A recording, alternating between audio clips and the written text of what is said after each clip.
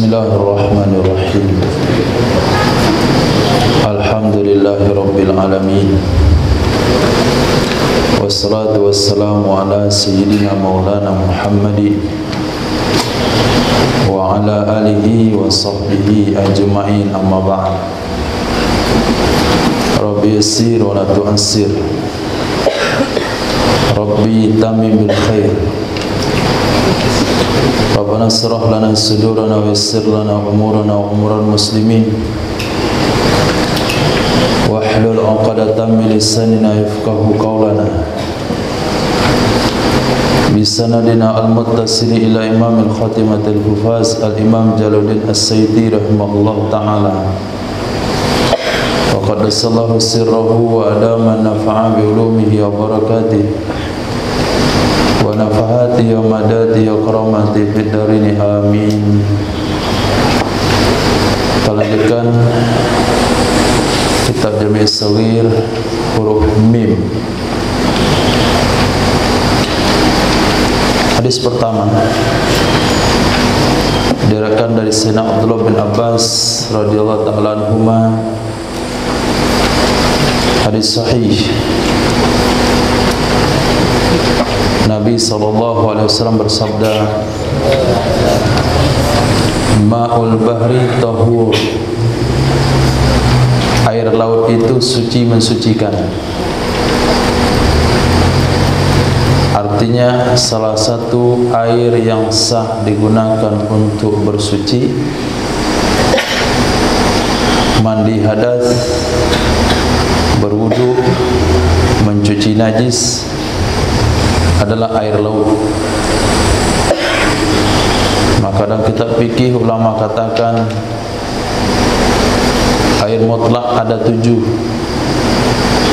hujan, sumur, laut, mata air, embun, salju, sungai.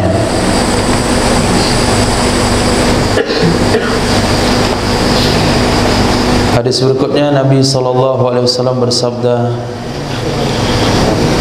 Ma'ul rajul walizun abyad, air laki-laki kental putih. Ma'ul mar'ah, air wanita rokik, encer, asfar, kuning. Fa ayyuhuma, mana saja dari dua air tersebut, sabaqa, yang duluan, asbahahu alwalad, mirip akannya oleh anak. Hadis Imam Ahmad bin Hanbal, Sahih Muslim, Imam Hakim, Ibnu Majah dari Sayyidina Anas bin Malik radhiyallahu anhu, hadis sahih. Ma'ur rajul abyad. Hadis berikutnya Nabi SAW bersabda, air laki-laki putih. Wa ma'ul mar'ah asfar, air wanita kuning. Fa idza jatama'a, maka apabila berkumpul kedua-duanya, fa'alal mani rajul, maka mendominasi oleh mani laki-laki maniyal mar'ah, akan mani perempuan, azkara, niscaya melahirkan anak laki-laki keduanya dengan izin Allah. Wa idza ala, dan apabila mendominasi maniul mar'ah oleh mani wanita, maniyar rajul akan mani laki-laki, annatha, niscaya melahirkan anak wanita kedua-duanya dengan izin Allah. Ini yang disampaikan oleh baginda Rasul sallallahu alaihi wasallam perihal berkaitan dengan kedokteran atau kesehatan. Sayyidina Muhammad diberikan oleh Allah Subhanahu wa taala banyak hal, dalam segala hal memberitahukan kepada umat segala yang dicontohkan supaya umat mendapatkan pahala dalam segala bidang.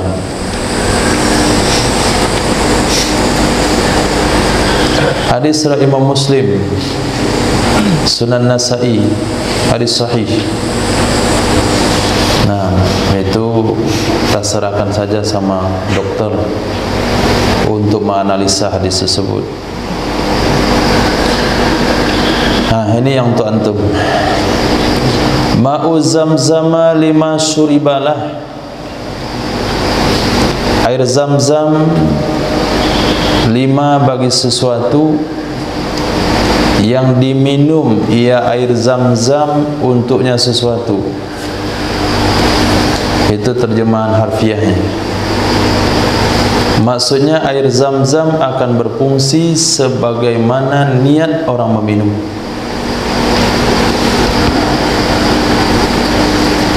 Hadis di atas dijelaskan dari hadis di bawah.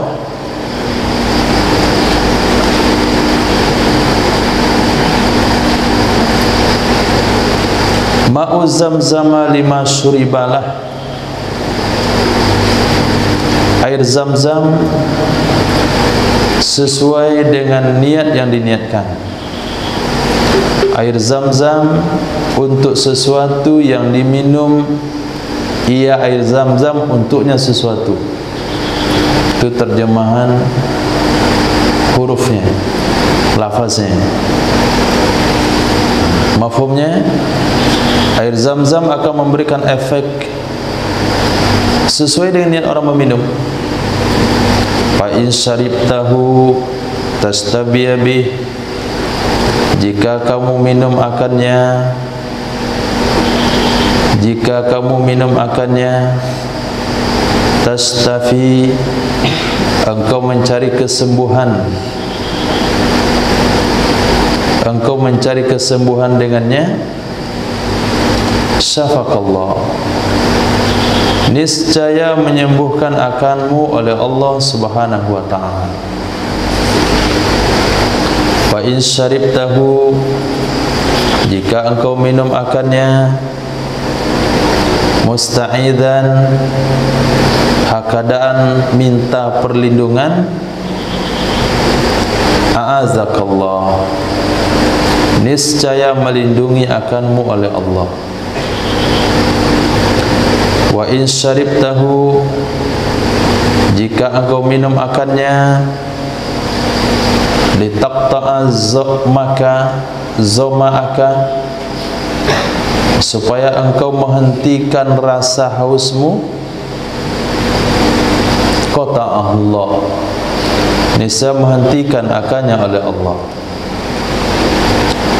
Wa in syaribtahu, jika engkau minum akannya, lisiba akanmu, asba'akallah, mengenyangkan akanmu oleh Allah. Apa niatnya? Itu yang dijadikan oleh Allah Subhanahu wa ta'ala. Niat minta perlindungan supaya tidak diganggu syaitan ketika sakaratil maut, Allah lindungi. Niat supaya Allah berikan kecerdasan dalam menghafal Al-Quran, Allah berikan. Supaya mudah memahami agama, menghafal hadis, Allah kasih. Apapun niat yang kita niatkan ketika minum air zam-zam, Allah kabulkan. Wahia, dianya air zam-zam adalah hazmatu Jibril, hasil hentakan kaki hazmah, hentakan kaki malaikat Jibril, wa suqya Ismail, dan air minum Nabi Ismail alaihissalam. Enggak ada air yang lebih mulia di muka bumi melebihi air Zam-Zam, kecuali air yang keluar di celah jari baginda Rasul sallallahu alaihi wasallam. Itu lebih mulia dari air Zam-Zam, karena berhubungan langsung dengan Nabi Muhammad. Dan air Zam-Zam itu bukan digali oleh manusia, tapi malaikat Jibril yang menghasilkannya. Digali oleh malaikat Jibril bukan untuk manusia sembarangan, tapi untuk Nabiullah Ismail, kakek buyut Sayyidina Muhammad sallallahu alaihi wasallam. Dipastikan pada saat itu ruh Sayyidina Muhammad ada di sulbi Nabi Ismail alaihissalam. Naam, azan insyaallah.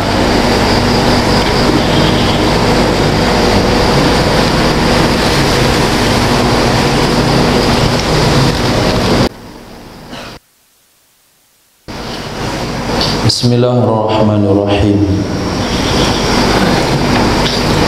Ma'u Zam-Zam liman syuribalah. Hadis yang sama dengan hadis sebelumnya. Air Zam-Zam tergantung untuk apa diniatkan meminumnya. Man syaribahu limaradin, siapa saja yang meminum ia akannya karena sakit, syafahullahu, itu menyembuhkan akannya orang tersebut oleh Allah. Auli ju'in, atau karena lapar, asba'ahu, itu mengenyangkan ia Allah akannya orang tersebut. Maafnya di belakang, asba'ahullah, mengenyangkan akannya orang itu oleh Allah. Auli hajatin, atau karena hajat, qadahallahu, maka menunaikan akannya hajat oleh Allah Subhanahu wa ta'ala.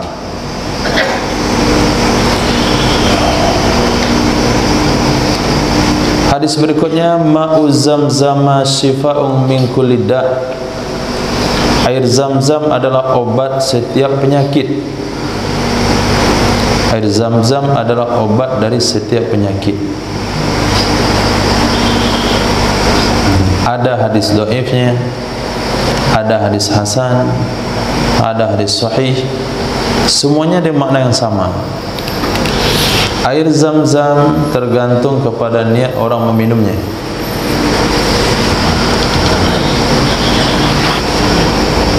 Maka ketika ada kesempatan minum air Zam-Zam, diniatkan dengan niat-niat yang paling penting dalam kehidupan, husnul khatimah terutama, menjaga Al-Quran, menjaga sunnah dalam hidup, menjadi penyambung atau penyebab hidupnya sunnah baginda Rasul sallallahu alaihi wasallam. Bagi yang sudah belajar tauhid, mendapatkan ma'rifatullah, mendapatkan zikir. Jangan sampai ketika air Zam-Zam di tangan bingung mau niat apa. Kemudian niat menghafal, memahami hadis-hadis Rasul. Nah, ada 4 atau 5 hadis berbicara tentang air Zam-Zam. Hadis berikutnya, mad dunya fil akhirah, tidak adalah nilai dunia dibandingkan akhirat. Mad dunya, tidaklah dunia, Maksudnya tidaklah nilai dunia fil akhirati dibandingkan akhirat illa kecuali kama seperti yamsi berjalan oleh salah seorang kalian, yamsi berjalan ahadukum oleh salah seorang kalian ilal yammi ke laut. Sesampai di tepi laut, fa adkhala usbu'ahu fihi, lalu dia masukkan telunjuknya ke dalamnya laut. Lalu ia masukkan telunjuknya ke dalamnya laut. Fama kharaja minhu, ada redaksi yang ditinggalkan oleh Nabi setelah dimasukkan kemudian diangkat. Maka sesuatu yang ikut keluar darinya telunjuk itulah dunia. Fama kharaja min, sesuatu yang keluar dari karenanya telunjuk itu namanya min ta'liliyah. Fahuwa, dialah fit dunia, sesuatu yang ada di dunia ini. Gak usah laut, di bak mandi antum saja. Berapa perbandingannya air nanti mandi pagi-pagi, taruh telunjuk, angkat ke atas. Nah, ada setetes air di telunjuk. Itu kenikmatan duniawi. Sementara yang ada di laut yang seluas itu adalah kenikmatan di akhirat. Nah, mau milih dunia atau akhirat? Akhirat, ngaji aja terus. Masa pikir yang lain. Selesai Quran, hadis, tafsir, ma'ani, balaghah, mantik, badi', bayan, sejarah, masih banyak lagi. Itu yang mau akhirat. Yang mau dunia kuliah. Nah, dia pakai B, C, D, E. Nah, sehingga dari Sahih dikatakan orang yang paling terakhir dikeluarkan dari neraka dan terakhir masuk ke surga itu dunianya, maaf, nikmatan surga, luas tanah surga diberikannya 10 kali dunia. Hadis sahih bukan hadis dhaif. Nah, itu untuk satu orang yang paling terakhir, yang enggak ada amal, enggak ada amal kebaikannya, cuman la ilaha illallah saja sekali seumur hidup.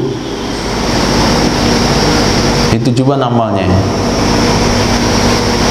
2 kalimat syahadat 1 kali seumur hidup, sehingga dia paling akhir masuk surga. Itu Allah berikan fasilitas 10 kali dunia. Maka wajar dibandingkan oleh Nabi bahasanya kemewahan akhirat dibandingkan dunia seperti lautan dengan setetes air yang ada di telunjuk. Hadis sahih. Malladhi yu'ti min sa'atin, tidaklah seseorang yang memberi,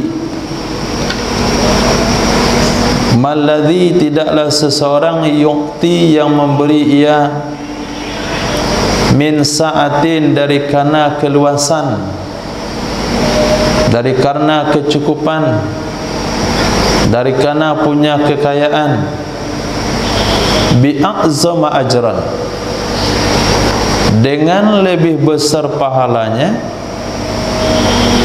minalladhi yaqbalu, dari orang yang menerima, idza kana muhtajan, apabila ada ia orang tersebut memerlukan. Ada 2 hal yang ditekankan oleh Nabi di sini. Pertama, orang-orang yang memberi, yang membantu orang-orang lain tidak usah merasa berjasa atau memiliki pahala besar. Orang-orang yang menerima bantuan karena memang kesulitan dalam kehidupan tidak usah rendah hati. Menerima itu pun pahalanya sama besar dengan pahala orang memberi. Kalau si penerima perlu dengan barang tersebut, kalau si penerima berhajat dengan pemberian tersebut.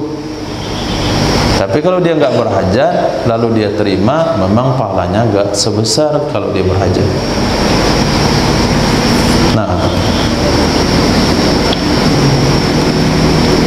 Nah, kalau kita lihat rumus-rumus daripada sedekah, rumus daripada infak, kaya menang orang miskin daripada orang kaya. Karena Allah menilai dengan persentase bukan denomina. Yang kedua, apalagi di sini Allah memberikan pahala yang sama kepada penerima sedekah yang memerlukan seperti pahala yang sama diberikan kepada orang memberikan.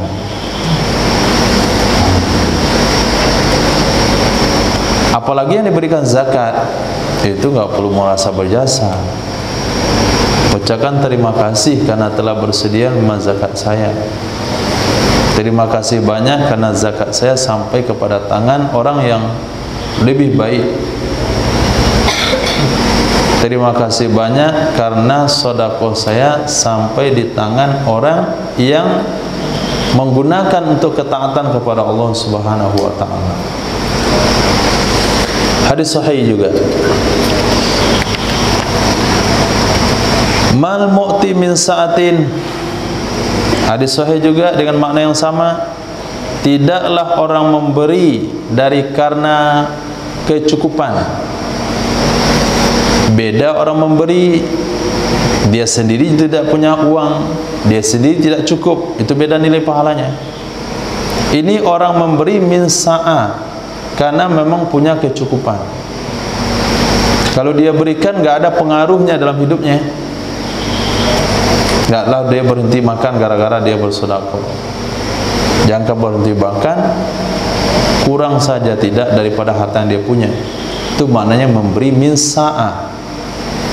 Bi afdala minal akhir, lebih unggul, lebih baik dari si penerima. Idza kana muhtajan, apabila ada si penerima itu orang memerlukan. Tidak lebih baik, maknanya sama. Seperti ucapan malaikat, ucapan baginda Rasul sallallahu alaihi wasallam kepada malaikat Jibril ketika ditanya mata sa'a, kapan terjadinya kiamat. Nabi menjawab, laisa mal mas'ulu anha bi'a'lama minas sa'il. Tidaklah orang yang ditanya lebih tahu daripada yang menanya. Artinya kita sama-sama enggak tahu. Nah, betul juga di sini, tidaklah orang memberi lebih baik dari si penerima. Artinya sama-sama baik. Kalau si penerima memerlukan, kalau si pemberi atau orang yang memberikan karena kelapangan rezeki. Beda halnya sahabat yang ketika mendapatkan motivasi ajakan bersedekah dari baginda Rasul, mereka bukan pulang ke rumah untuk mengambil uangnya, tapi pergi ke pasar untuk bekerja, menemui Yahudi untuk meminta pekerjaan menyirami satu pohon kurma dengan satu butir kurma. Nah, itu beda nilainya. Nah, memberi yang ketika dia memberi, ketika dia bersedekah memberi efek. Ya, harusnya kalau enggak bersedekah tadi dia bisa beli makanan, tapi gara-gara sedekah enggak jadi beli makanan. Nah, itu nilai sedekahnya berbeda.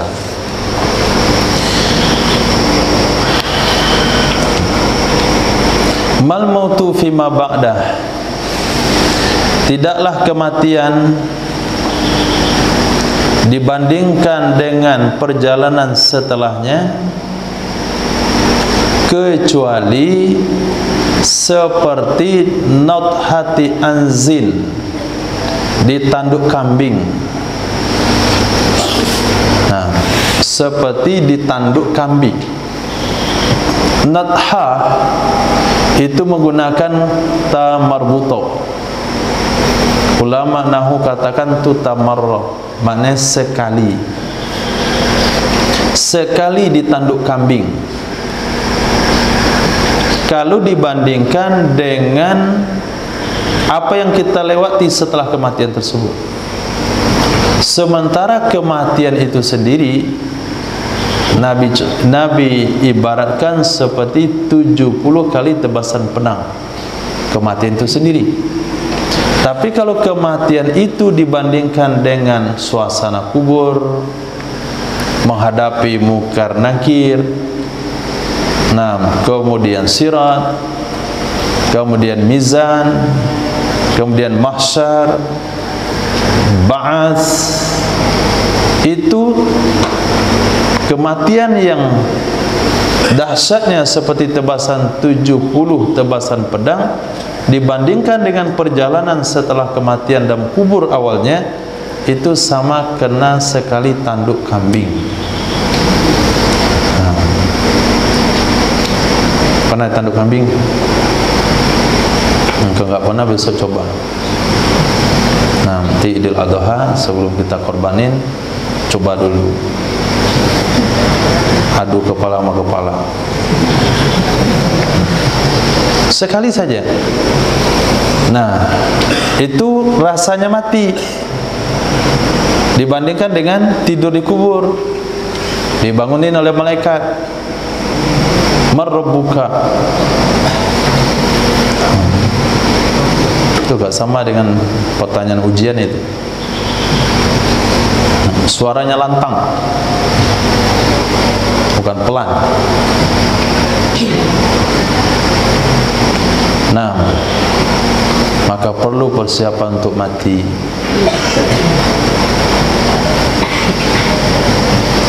Kemarin kita baca dan kitab Dusuki, orang yang menzikirkan La ilaha illallah sebanyak 7.000 kali. 70.000, maaf, 70.000 kali. Ini bisa menjadi tebusan daripada neraka. 70.000 kali. Ya paling enggak dicoba sekali seumur hidup. Buatkan untuk nenek 70.000, buatkan untuk kakek 70.000. Dan itu sudah dibuktikan oleh para ulama. Kesan daripada zikir tahlil 70.000.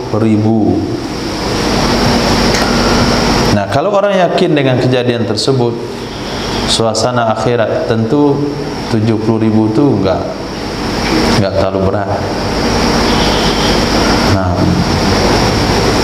atau kita cari waktu yang tepat. Nah, kita nggak bisa buat sendiri, kita buat ramai-ramai.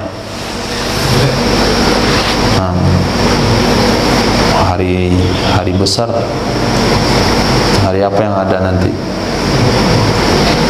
Nisfu Sa'ban kelamaan.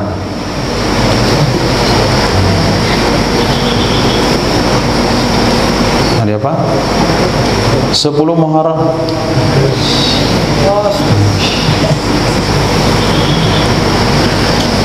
Di masing-masing beli tasbih yang satu talinya itu 1000, 70 kali putar. Nggak banyak kan? La ilaha illallah saja. Sengaja dipilih oleh Allah kalimat la ilaha illallah, karena itu zikir yang satu-satunya nggak perlu ke bibir. Karena itu akan diucapkan ketika sakaratul maut. Kalau subhanallah, subhanallah susah, subhanallah, alhamdulillah, alhamdulillah susah. La ilaha illallah mengangu aja lah. La ilaha illallah, la ilaha illallah, nggak perlu bibir ya.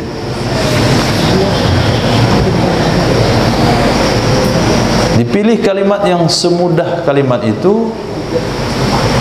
Nah, tapi harus ikut caranya yang benar. Nah, 70.000, Masya Allah.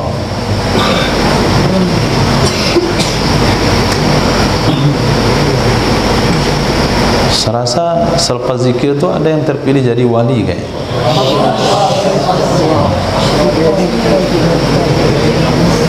Nah, minimal untuk diri kita 21 kali.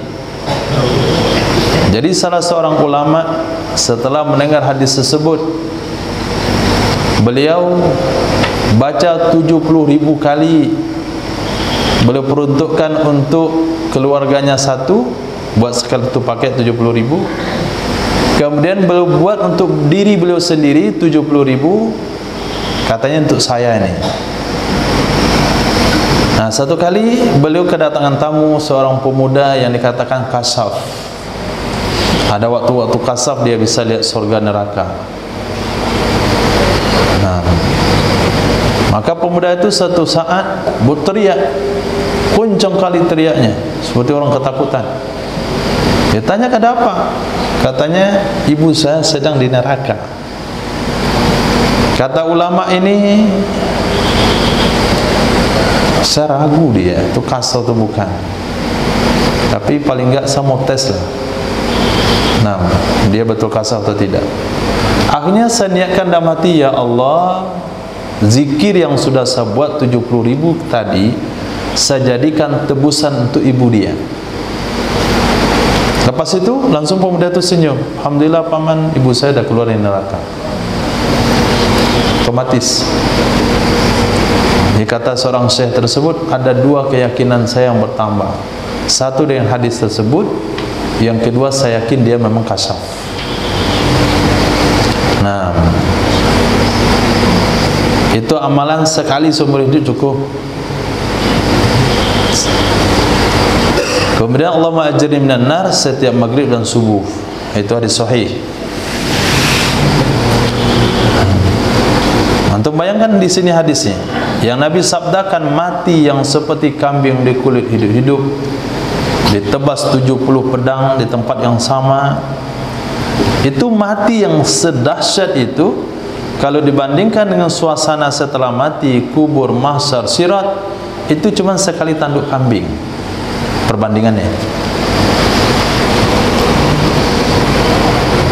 Ma'atallahu aliman ilma, tidak memberikan oleh Allah subhanahu wa ta'ala kepada orang alim akan satu ilmu,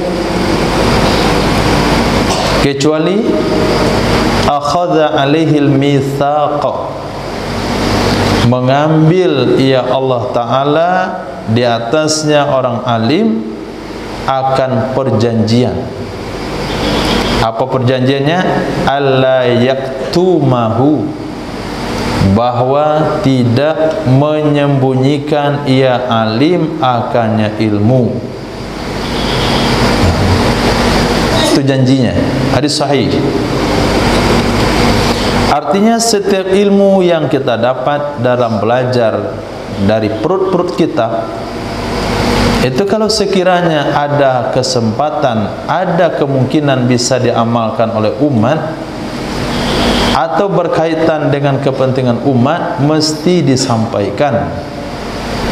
Nah, salah satu yang tadi zikir 70.000 kali.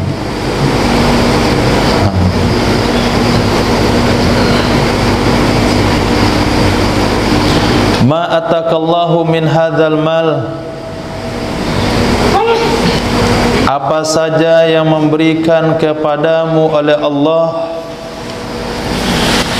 apa saja yang memberikan kepadamu oleh Allah dari ini harta, min ghairi mas'alatin, dari tanpa meminta, wala israfin, tanpa berharap, fakhuzhu, ambillah olehmu akannya, patamawwalhu, milikilah olehmu akannya. tasaddaq bih, atau bersedekahlah kamu dengannya. Wa mala, sementara harta yang tidak itu ada kalimat yang dibuang, yang tidak meminta, berarti didapatkan dengan cara meminta. Yang tidak berharap, berarti didapatkan diawali dengan diharapkan. Fala tutsbihu nafsak, maka jangan kamu ikutkan akannya harta akan dirimu.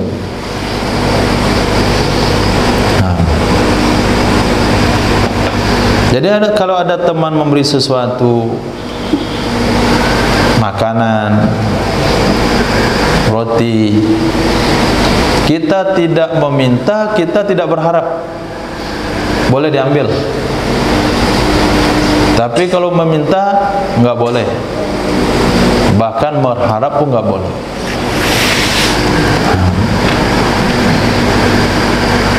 Jam 11 sudah ada pengumuman tidur, bunyi plastik, kresek, nampak siapa masukkan roti dalam lemari, itu katakan hati, semoga dia kasih saya, pasti kasih. Oh, berarti mustajab doa saya, berarti bukan mustajab doa antum, nggak boleh diterima itu. Bukan mustajab, enggak boleh diterima karena sudah diharapin sebelumnya. Nah, yang katakan wali pula, sawali, saya niatkan hati, dia kasih. Nah, apa yang saya niatkan hati, langsung dikasih. Itu bukan bukti istijabah doa. Itu justru perkara yang Nabi larang. Tidak boleh menerima sesuatu yang kalau kita terima yang diawali dengan pengharapan. Nah, jadi berharap gak boleh, apalagi meminta. Meminta terus terang ataupun yang isyarat. Hanya sekedar bertanya, ada apa tuh? Nah, mau? Oh enggak boleh ikut makan. Tapi kalau antum nggak tahu, nggak berharap dikasih, nah kata Nabi, khuzhu, ambillah, patamal walhu, jadikan hartamu. Kalau nggak perlu, tasaddaq bih, sedekahkan. Wa mala, yang tidak meminta, berarti dapat dengan meminta, tidak berharap, dapat dengan berharap, jangan diikutkan dengan harta tersebut akan dirimu. Artinya jangan diambil. Ma'atakallahu min amwalis sultan, apa saja yang memberikan kepadamu oleh Allah dari harta raja, dari harta negara, dari harta umat, min ghairi masalah, dari tanpa meminta, wala israfin, tanpa berharap, fakulhu, makanlah akannya, watamawwalhu, jadikanlah hartamu, arti milikilah akannya. Hadis sahih juga. Ma amana bil Quran man istahalla maharimah, tidak beriman dengan Al-Quranul Karim oleh orang yang menghalalkan perkara yang diharamkannya Quran. Ma'amana, tidak dianggap beriman, bil Qur'ani, dengan Al-Quran, manistahalla maharimah, orang yang menghalalkan sesuatu yang diharamkan oleh Al-Quran. Kalau dia beriman dengan Al-Quran, tentu dia menghalalkan apa yang dihalalkan Al-Quran, mengharamkan apa yang diharamkan Al-Quran. Ma'amanabi, tidak beriman dengan aku. Baginda Rasul sallallahu alaihi wasallam bersabda, tidak beriman dengan aku man bata sab'ana, seseorang yang tidur di malam hari dalam keadaan kenyang. Man bata, seseorang yang tidur malam hari. Bata itu tidur malam. Kalau nama itu tidur malam bisa, tidur siang bisa. Nah, tapi kalau qala itu tidur di waktu duha. Nah, tidur waktu duha nama qala. Bukan qala berkata, tapi qala dari kalimat kailula. Kalau nama tidur siang, tidur malam. Kalau bata tidur malam, enggak ada tidur siang bata. Nah, itu bahasa Arab. Nah, kalau tidur dalam pengajian lain lagi. Nah, itu namanya ghafala, lalai. Nah, bagi sebagian orang mungkin sakana, ketenangan jiwa.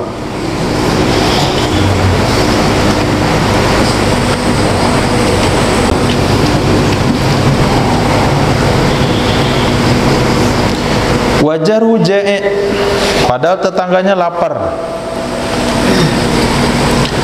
Padahal tetangganya lapar, ila jambihi, ke lambungnya. Lapar ke lambung maksudnya lapar sekali. Wa huwa ya'lamu bih, padahal dia mengetahui dengannya tetangga yang lapar. Hadis hasan. Ma'ubali, aku tidak peduli. Ma radatu bihi anil ju'a,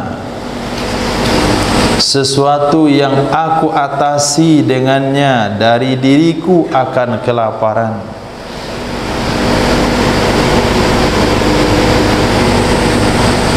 Kata Nabi, ma'ubali, aku tidak peduli sesuatu yang aku atasi dengannya dari diriku akan kelaparan. Ini tawaduknya baginda Nabi dan qanaahnya kehidupan Sayyidina Rasul.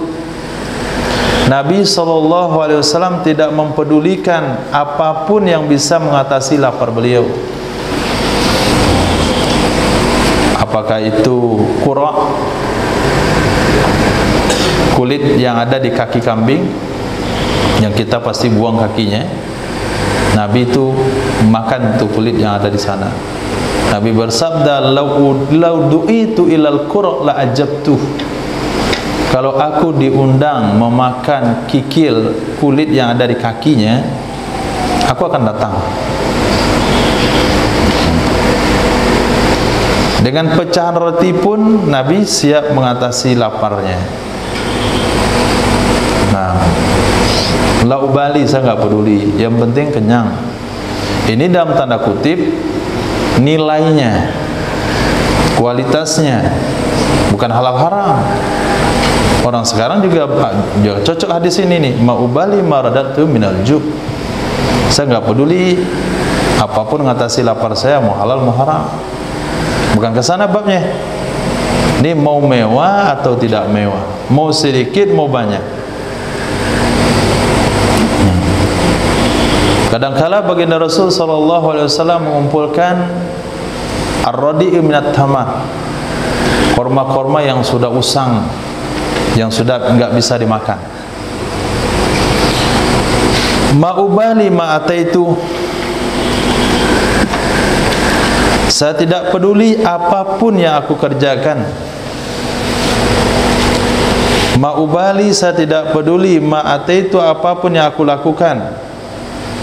Dalam tanda kutip ketaatan ibadah kepada Allah. Itu maknanya ma'ataitu. In ana syaritu tiryaqan, jika saya meminum minuman bernajis. Tiryaqan adalah sejenis minuman yang diharamkan oleh Allah karena ada najisnya. Tiryaqan. Au ta'allaqtu tamimatan, atau aku menggantungkan jimat. Au qultu syi'ra, atau aku katakan syair. min qibali nafsi, dari pihak diriku. Tapi baginda Rasul pernah memperkatakan syair, tapi syair orang lain sebagai contoh dan iktibar bagi sahabat. Tapi Nabi enggak pernah menyusun syair. Syair dalam artian syair yang tidak ada nilai-nilai di dalamnya. Tapi kalau syair yang mengingatkan ke akhirat, Nabi pernah susun. Ketika Nabi menggali parit dalam perang Khandaq, di saat itu Nabi menendangkan syair untuk membangkitkan semangat orang Muhajirin dan Ansar. Apa maksud dari hadis ini? Kata baginda Rasul sallallahu alaihi wasallam, tidak ada nilai ibadah yang orang lakukan sebesar apapun ibadahnya, kalau dia melakukan 3 hal: satu, meminum minuman bernajis; yang kedua, memakai jimat-jimat; yang ketiga, menyanyikan lagu-lagu. Nggak ada nilai amalnya. Nah, ahli tahajud tapi nyanyi, nggak ada nilai. Hafiz Quran tapi pakai jimat. Nah, di pangkal lengan, pusat, di pinggang, mana-mana. Puasa Nabi Daud, tapi dia minum minuman bernajis. Nah, dalam hal menjaga kesucian minuman, kadangkala ada minuman itu suci menurut pandangan kita, tapi kalau salah dalam membuatnya bisa bernajis. Nah, minuman telur itik nggak dicuci, langsung aja pecahin, najis, masuk tainya ke dalam.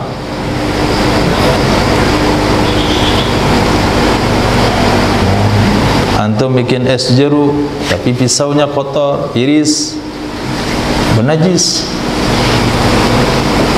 Jadi menjaga kesucian minuman itu akan mempengaruhi dari ibadah seseorang. Nah, kalau Nabi katakan minuman termasuk makanan. Nah, makanan yang dimasak, makanan berdarah tapi tidak dicuci dengan air mengalir,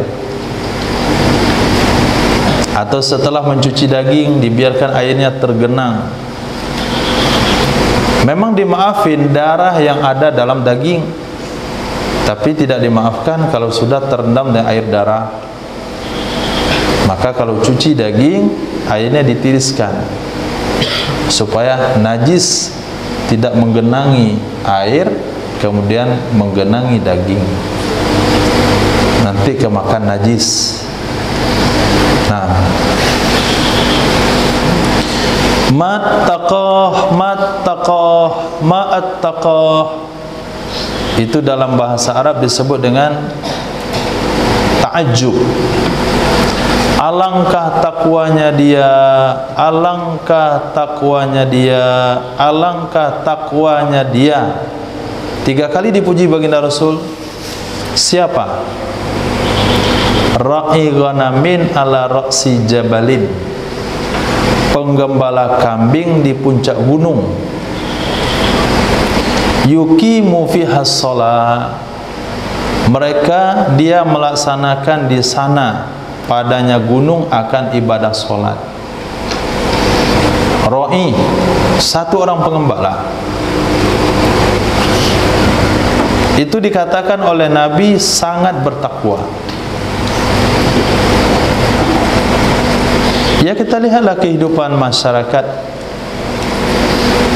yang memang dia terpaksa untuk beraktivitas di waktu sholat. Artinya nggak ada waktu, nggak bisa dia meninggalkan pekerjaannya karena sawahnya yang jauh dari tempat ibadah. Kalau dia pulang sebelum sholat zuhur, kemudian balik lagi ke sana, nggak jadi selesai sawahnya. Nah, kemudian tidak ada teman yang bisa diajak untuk melakukan ibadah sholat secara berjamaah. Akhirnya sholat sendiri pematang sawah. Nah, mungkin kita menganggap itu orang terlalu terlena dengan hidup dunia, solatnya aja di pematang sawah, nggak berjamaah. Kalau dia cukup dengan segala-galanya, mampu melakukannya karena dekat dengan tempat ibadah, itu wajar. Tapi kalau jauh dari tempat ibadah, ini hadisnya. Nabi katakan sangat bertakwa, alangkah bagus takwanya, alangkah bertakwa dia, seorang penggembala kambing yang ada di puncak gunung yang sedang melakukan solat. Dengan kalimat mufrad, maknanya solat sendiri. Apalagi kalau ada komunitas pertanian, petani yang mereka solat berjamaah, itu tidak terhitung nilai ketakwaan yang ada pada diri mereka. Majtama ar-raja' wal khauf, tidak akan terkumpul rasa harap dan takut fi qalbi mu'minin, di dalam hati seorang mukmin, kecuali a'tahullahu azza wa jalla ar-raja'a, memberikan kepadanya oleh Allah azza wa jalla akan harapannya, wa amanahul khaufa, dan memberi keamanan ia Allah, melindungi ia Allah akannya seseorang, akan yang ditakutinya.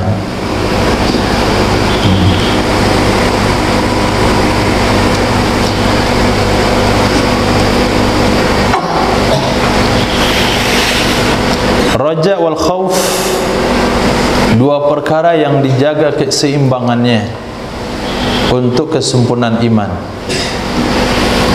Orang yang terlalu khauf akan mengantarkan kepada putus asa dari rahmat Allah. Orang yang terlalu berharap, terlalu tinggi rojanya, dia akan berani berbuat dosa dan merasa sudah menjadi ahlul jannah. Itu sebabnya baginda Rasul sallallahu alaihi wasallam kadang-kadang berbicara tentang kekuasaan Allah, berbicara tentang dosa yang sekecil-kecilnya, dan pertanggungjawaban nikmat. Ketika baginda Rasul hadir di masjid, maaf sebelumnya sudah ada sebelumnya Sayyidina Abu Bakar As-Siddiq. Nabi datang ke masjid, jumpa Sayyidina Abu Bakar.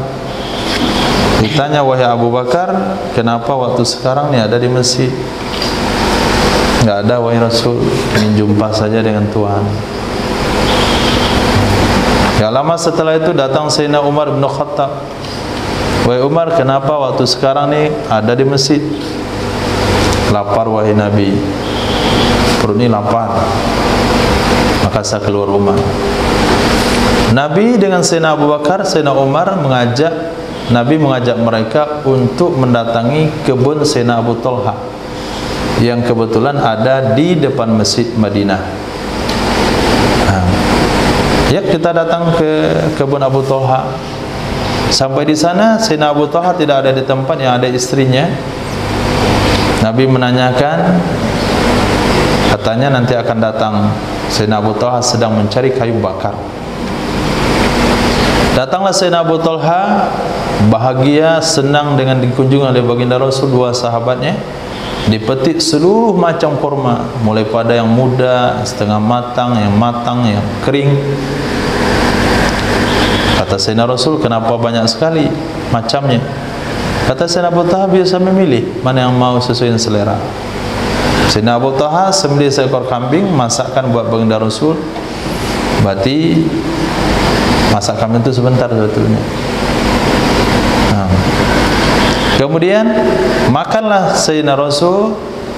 Sebelum makan minta izin untuk dibungkus, dikirimkan ke Sayyidah Fatimah dan Sayyidina Ali radhiyallahu anhu. Pada saat itu kata Sayyidina Rasul, inilah nikmat yang akan ditanyakan di akhirat. La tus'alunna yawma idzin anin na'im. Kamu benar-benar akan ditanya dari nikmat. Kaget Sayyidina Abu Bakar, sudah lapar begini baru makan, masih ditanya juga di akhirat kelak. Itu namanya khauf. Nabi ingin memunculkan khauf di kalangan sahabat. Yang roja banyak juga. Masuk surga hanya dengan memberi minum seekor anjing, itu roja. Nah, kalau sekiranya kita terlalu takut dengan dosa, rasa-rasa nggak masuk surga, rasa-rasa taubat nggak diterima, maka baca hadis-hadis roja. Kalau udah merasa jadi ahli surga, lihat orang tuh jadi kayak ahli neraka aja semuanya. Itu baca hadis khauf. Tapi tidak boleh membaca khauf ketika sakaratil maut. Nah, waktu sakaratil maut harus hadis roja. Nah, apabila terkumpul roja dan khauf dalam hati orang mukmin, berharap kepada Allah Subhanahu wa taala tapi takut tidak dikabulkan, maka Allah akan mengamankan dia dari yang ditakutinya. Allah akan berikan kepadanya apa yang diharapkannya. Khaufan wa tama'a, harus berada dalam kondisi takut dan harap. Majtama'a qaumun fi baitin min buyutillah, tidaklah berkumpul satu kaum di satu rumah dari rumah-rumah Allah. Yatsluna kitab Allah, mereka membaca Al-Quranul Karim. Wa yatadarasunahu bainahum, mereka saling mempelajari, belajar bersama. Karena darosa, tadarusa itu binanya musyarakah, saling belajar mereka akannya Al-Quran sesama mereka, kecuali nazalat alaihimus sakinah, turun ke atas mereka oleh ketenangan, wa ghasyiyatuhumur rahmah, menyelimuti akan mereka oleh rahmat Allah, wa haffathumul malaikah, mengerumuni akan mereka oleh malaikat, wa zakarahumullahu fiman indah, dan menyebut akan mereka oleh Allah di sisi orang-orang yang ada di sisinya Allah, di hadapan orang-orang yang ada di sisinya Allah, yaitu para malaikat. Pada saat itu Allah akan tanyakan kepada malaikat atas apa yang mereka katakan dulu. Duh, kamu lihat tuh, hamba-hambaku, mereka dengan keperluan hidupnya, nafsu dan syahwatnya, ujian dan cobaannya, tapi masih bisa duduk berzikir, duduk baca Quran bersama, saling menyimak satu sama lain, belajar satu sama lain, memperbaiki satu sama lain. Bukankah kamu dulu mengatakan, ataj'alu fiha may yufsidu fiha wa yasfikud dima?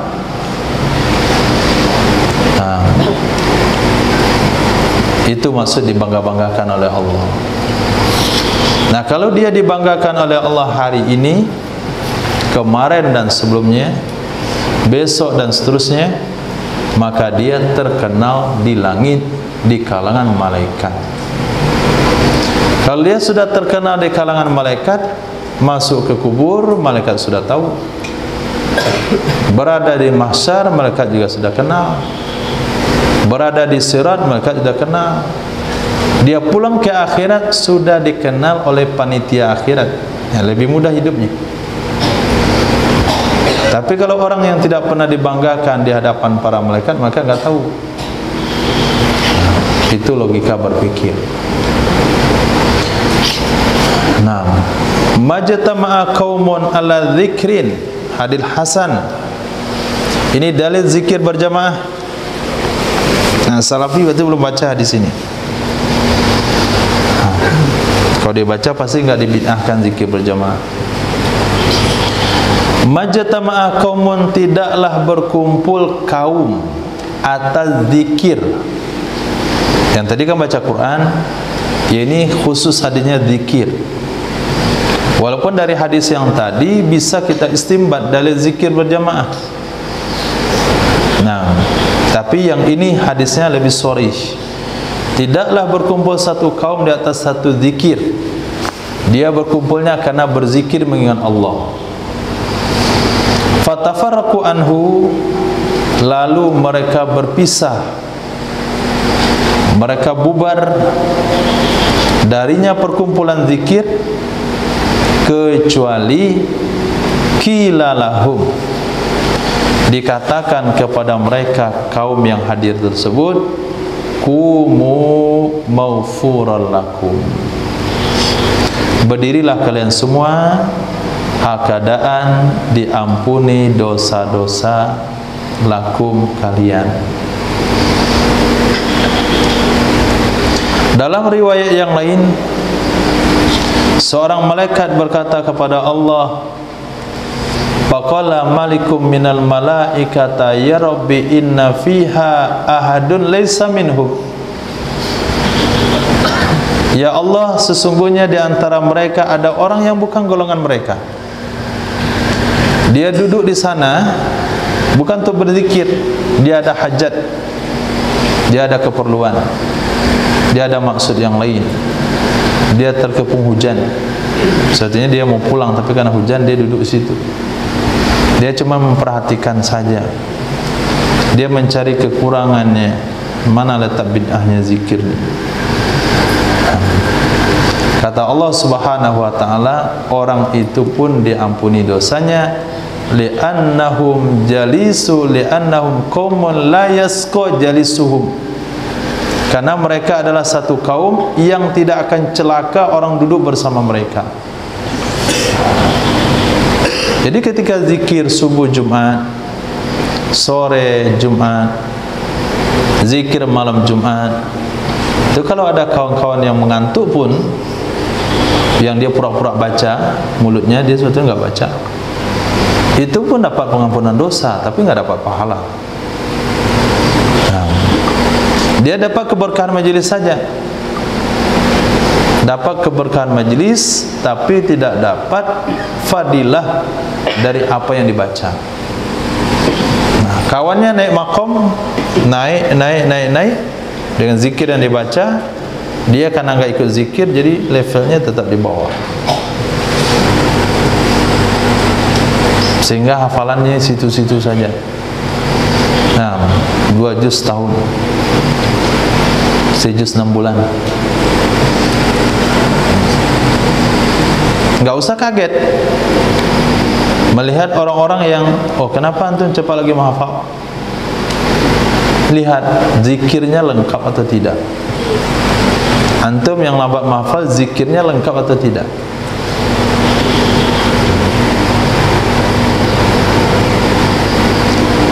Nah, zikir dijaga. Majtama'a qaumun, tidaklah berkumpul satu kaum,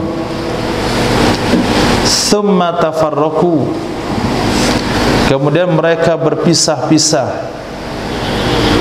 min ghairi dzikrillah, dari tanpa berzikir mengingat Allah, wa salatin ala nabi, tanpa bersalawat kepada Nabi sallallahu alaihi wasallam, illa qamu, melainkan mereka berdiri, antana min jifati, dari yang sangat busuk, isim tafdil, dari bangkai, yang sangat busuk dari bangkai. Perbandingan seperti itu, kalau duduk ngobrol, duduk bersama, dalam majlis itu tidak ada zikir dan salawat Nabi, ngobrol biasa saja, maka sebaik-baiknya majlis yang ditutup dengan kafarat majlis, yaitu majlis yang itu, majlis santai, itu yang paling layak ditutup dengan kafaratul majlis. Nah, kalau majlis yang lain, majlis zikir, itu kafarat majlis hanya penyempurna. Kadang-kadang nggak perlu dikafaratin majlisnya, karena nggak ada dosa di dalamnya. Tapi majlis ghibah,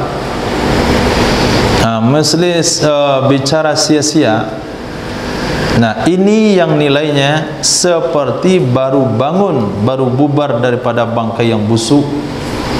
Nah, supaya nilainya, supaya hal itu hapus, maka dibuatlah kafaratul majlis, doa pengampun dosa yang terbuat dalam majlis sia-sia. Nah, sesi ghibah ini, mari kita tutup majlis ghibah kita dengan kafaratul majlis.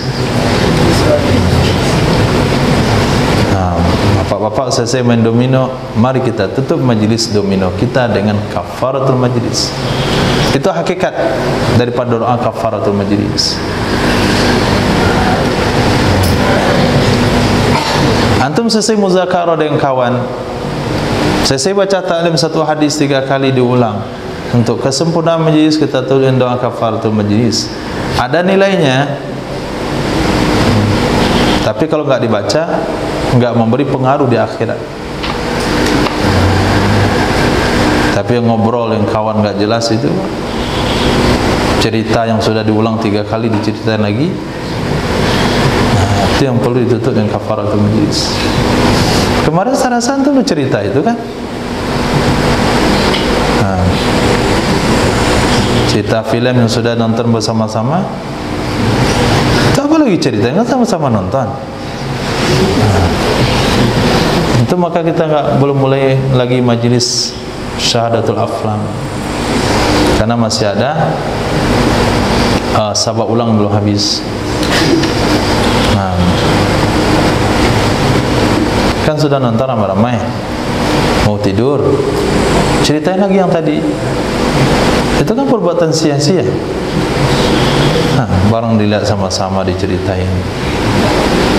Nah, itu yang ditutup dengan kafar. Mari kita tutup majlis cerita kita dan doa kafaratul majlis, supaya tidak menjadi majlis sia-sia di akhirat kelak. Majtama'a qaumun, tidaklah berkumpul satu kaum, fatafarraqu, lalu mereka bercerai-berai, berpisah, an ghairi dzikrillah, dari tanpa zikir kepada Allah, kecuali ka'annama tafarraqu, seolah-olah mereka bercerai-berai, berpisah-pisah, anjifati himar, dari bangkai keledai. Wa kana dzalikal majlis alaihim hasra, adalah demikian majlis terhadap mereka nanti di akhirat menjadi penyesalan. Hadis yang sama, majtama'a qaumun fi majlisin, tidaklah berkumpul satu kaum dalam satu majlis, fatafarraqu, lalu mereka bercerai-berai, pulang ke tempat masing-masing, walam yazkurullaha, dan mereka tidak berzikir mengingat Allah, wa yusallu ala nabi, dan mereka tidak bersalawat kepada Nabi sallallahu alaihi wasallam. Di sini ada dua, satu zikir dan selawat. Kecuali karena majlisuhum, adalah majlis mereka tirotan, penyesalan terhadap mereka pada hari kiamat. Tiroh artinya penyesalan. Hadis sahih juga. Ma ahbabtu min aisyid dunya, tidak ada yang aku senangi dari kehidupan dunia, kata Rasul, kecuali dua. Satu, tib, parfum, wanisa, dan perempuan.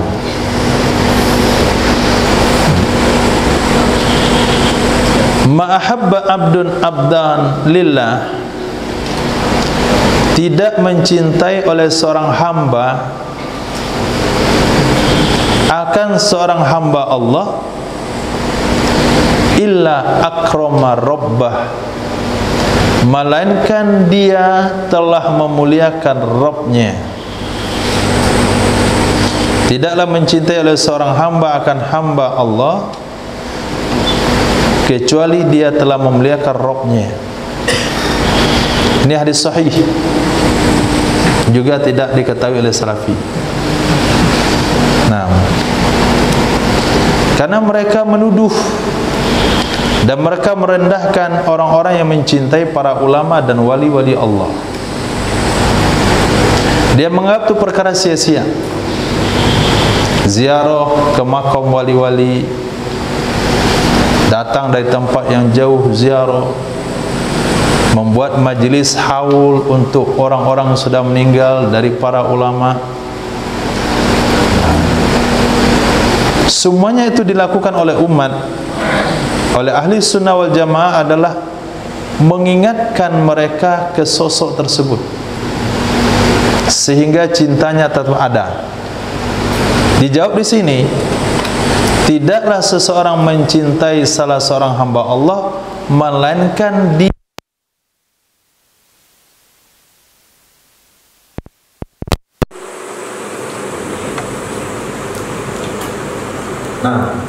ini dalil membuat haulan haul para ulama, sehingga ada di antara mereka karena cintanya tersebut, ketika jenazahnya dia pengen menyentuh kerandanya, dia pengen hadir dalam menyerahkan jenazahnya. Ketika haulannya memperingati hari kematiannya, disampaikan di sana biografi, kelebihan, ibadah, ketaatan para ulama tersebut, dia hadir di sana. Tidak ada alasan lain, mereka hanya mencintai mereka. Kalau mencintai hamba Allah sama dengan memuliakan Allah, bagaimana kira-kira mencintai Sayyidina Muhammad SAW? Akhirnya para ulama untuk mewujudkan cinta kepada Sayyidina Muhammad, mereka mengarang puji-pujian dengan Simtud Durar, Diyaul Lamiyah, Syaraful Anam, Majmu' Maulid, Diba, Burdatul Madi, apalagi yang lainnya, Berjanji. Nah, itu semua ungkapan cinta daripada ulama kepada Sayyidina Rasul. Ada yang merutinkan selawat sekian setiap harinya. Ada yang ziarah makam Rasul bagi menyentuh dindingnya. Ada yang memperebutkan rambut Nabi. Itu sudah dicontohkan oleh para sahabat. Dicontohkan oleh para sahabat dan Nabi yang memunculkan hal tersebut. Bukan inisiatif sahabat saja. Ketika umroh Hudaybiyah, ulama mengatakan umroh Hudaybiyah sebetulnya enggak terlaksana umroh waktu itu, karena di Hudaybiyah tertahan tidak boleh masuk Makkah. Pada saat itu Nabi mencukur rambutnya. Ketika mencukur rambut di sebelah kanan, Nabi membagi-bagikan ke kanan. Ada menambah satu helai rambut, ada dua helai.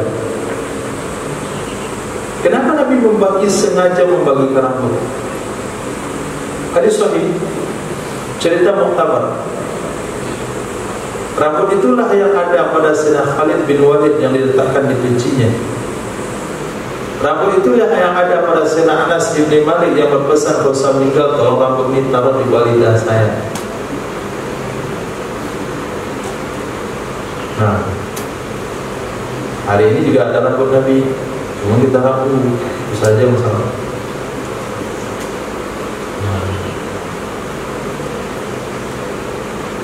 Kayak dah ketemu dalilnya, dalil haulan. Nah, hadis sahih riwayat Imam Ahmad bin Hanbal dari Sayyidina Abu Umamah Al-Bahili. Nah, lepas itu yang pernah dibodohi Salafi. Ma uhibbu an usallima ala rajul wa huwa yusalli. Tidak aku inginkan, tidak aku sukai bahwa aku memberi salam kepada seseorang yang dia sedang sholat. Walau sallama alayya, kalau dia memberi salam yang sedang sholat ke saya, La radatu alaihi, sungguh aku jawab kepadanya. Ini khusus untuk Rasulullah. Enggak boleh hadis ini kita praktekkan ke kawan. Kita sedang sholat, kita beri salam ke kawan, batal sholat. Assalamualaikum, kita sholat Tuhan, batal sholat. Tapi kalau salam kepada Nabi enggak batal sholat. Tapi begitu Rasul katakan, saya tidak pengen memberi salam kepada orang sedang sholat karena mengganggu konsentrasinya. Tapi kalau dia sedang sholat beri salam ke saya akan jawab. Maka ulama dan kitab fikih katakan doa yang bermuatan khitab kepada makhluk itu membatalkan sholat. Teman bersih di samping diucapkan alhamdulillah.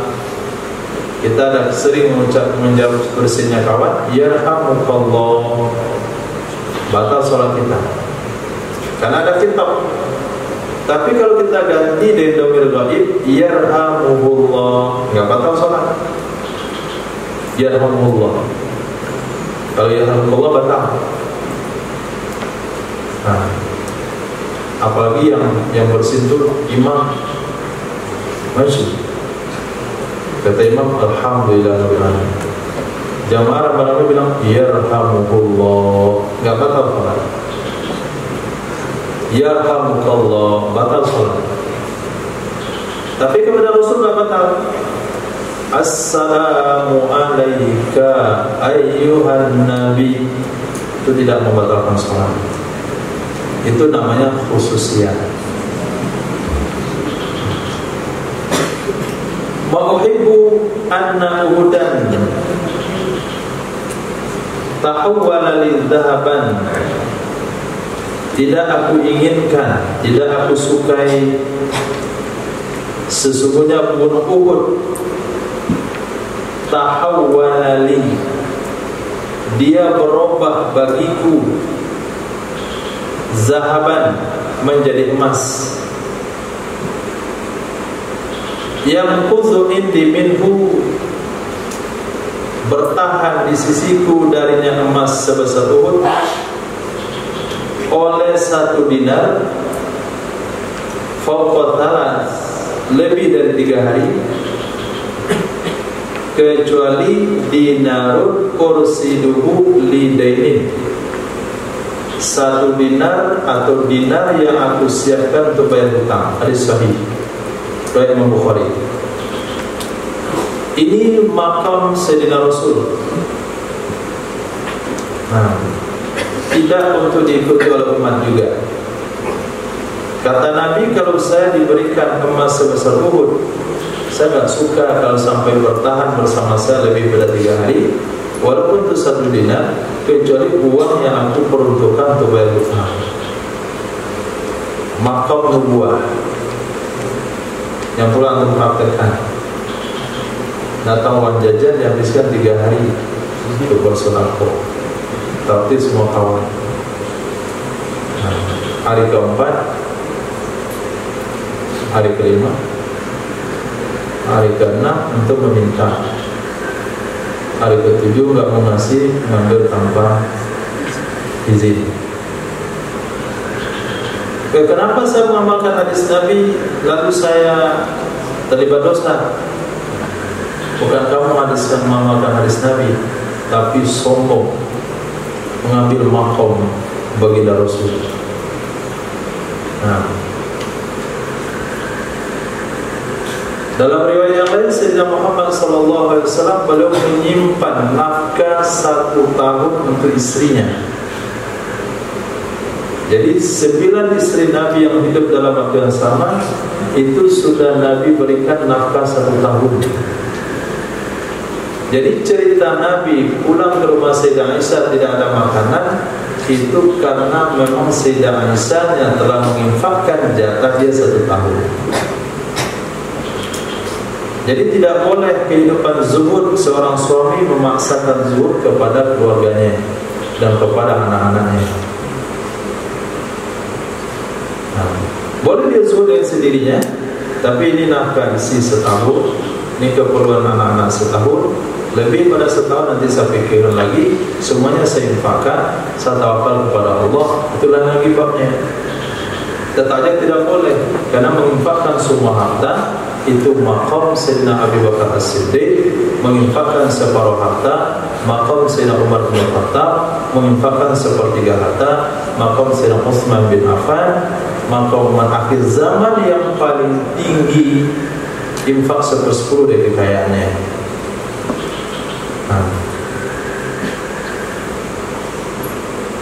Udah. Ini amalkan sunnah jika tidak sesuai dengan tempatnya.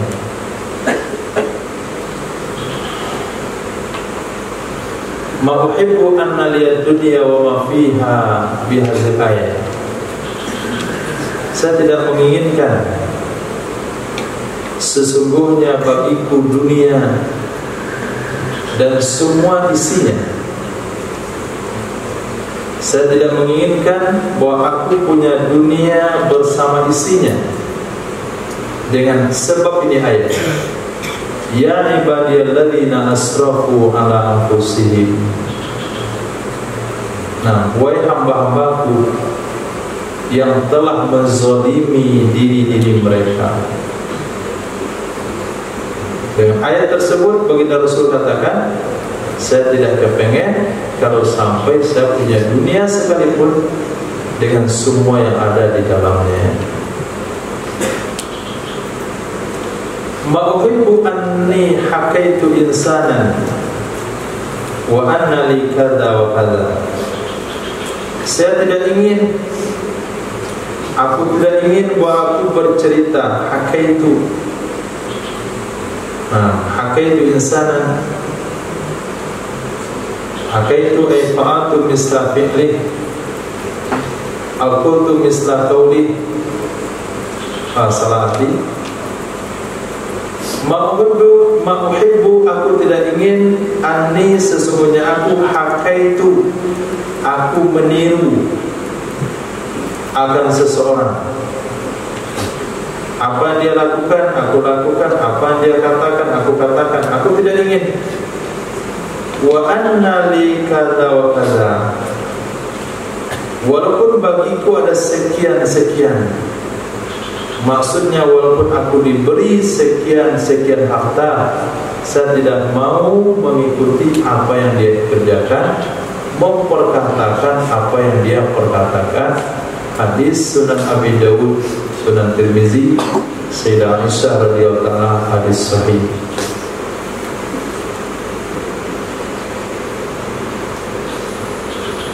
Ma'ahadun a'zamu indi yadan. Tidak ada seorang pun yang paling besar di sisiku jasanya. Ma'ahadun, tidak ada seorang pun a'zamu indi yang lebih besar di sisiku ya dan jasanya melebihi Sayyidina Abu Bakar As-Siddiq. Wasani binafsi wa mali wa ankahani ibnata. Wasani maksudnya dia melindungi aku dengan dirinya dan hartanya, dan ia nikahkan kepadaku putrinya.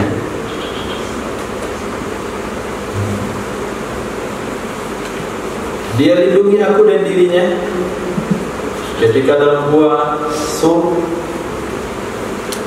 ada satu lubang yang belum ditutup oleh Sayyidina Abu Bakar As-Siddiq, kemungkinan itu lubang ada hewan di dalamnya. Beliau cukup menutupi dengan telapak kakinya sampai beliau disengat oleh kalajengking.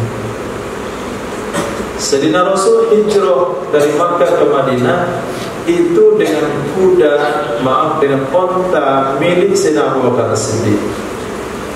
Beliau telah menyiapkan 2 ekor onta, satu untuk beliau, satu untuk Rasulullah, jauh sebelum hijrah ke Madinah.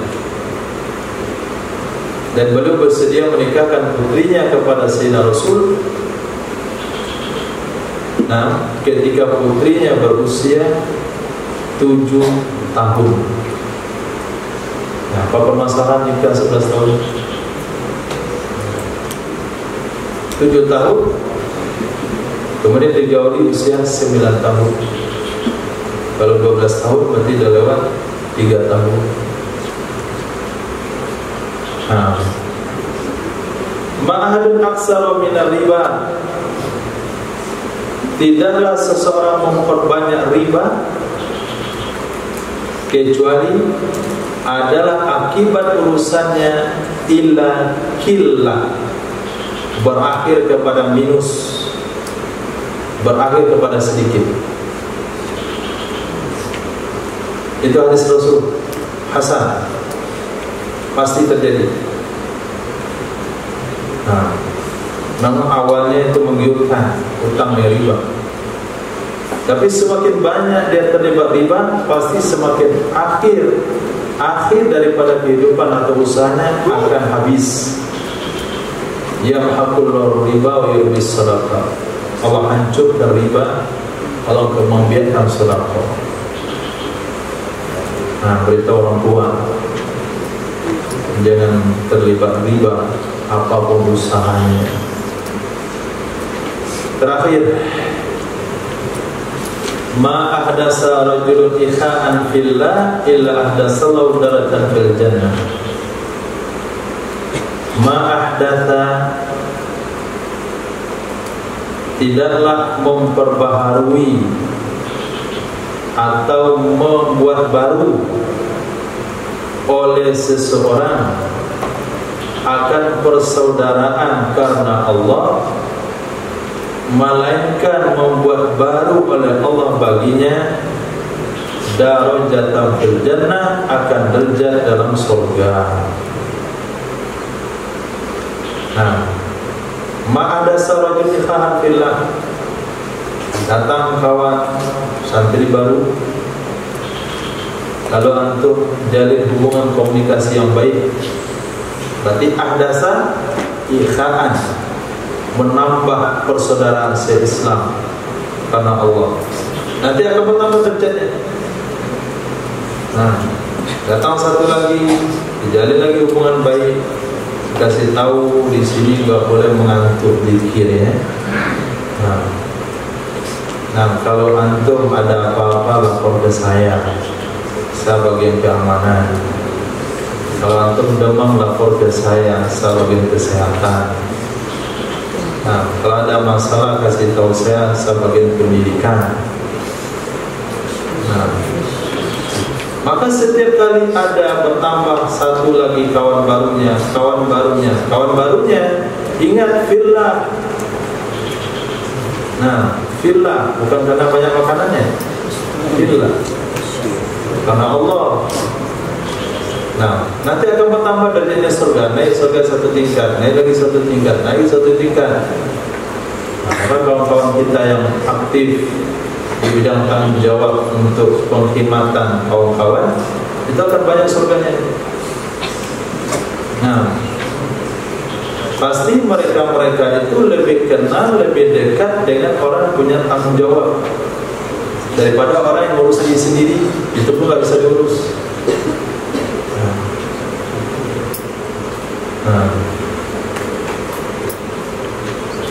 Pasti yang lebih dikenal tim khidmat, tim kesehatan, tim beri pulsa, yang apa lagi? Ada nggak mau tahu aja di urusannya? Urusan di sini pun nggak mau tahu, kasusnya pun nggak tahu deh. Yang kan urusan orang, bajunya dia lupa. Kenapa terlambat sholat jemaah? Lupa juga hilang. Betul, dia udah urusan orang, urusan dia kan tahu. Jadi luas hubungan baiknya dia orang lain. Maka derajatnya akan bertambah. Dilihat hadisnya, motivasi.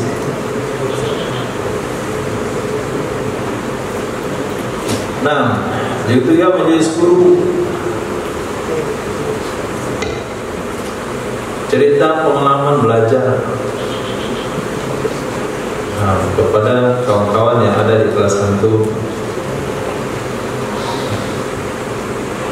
Karena orang menganggap sesuatu yang sudah terjadi itu ya mudah, Kalau dia tahu bagaimana jalannya, maka dia akan sadar, oh sulit ternyata. Yang sampai menangis untuk khatam kubro, sampai nggak mau makan, nggak bisa makan,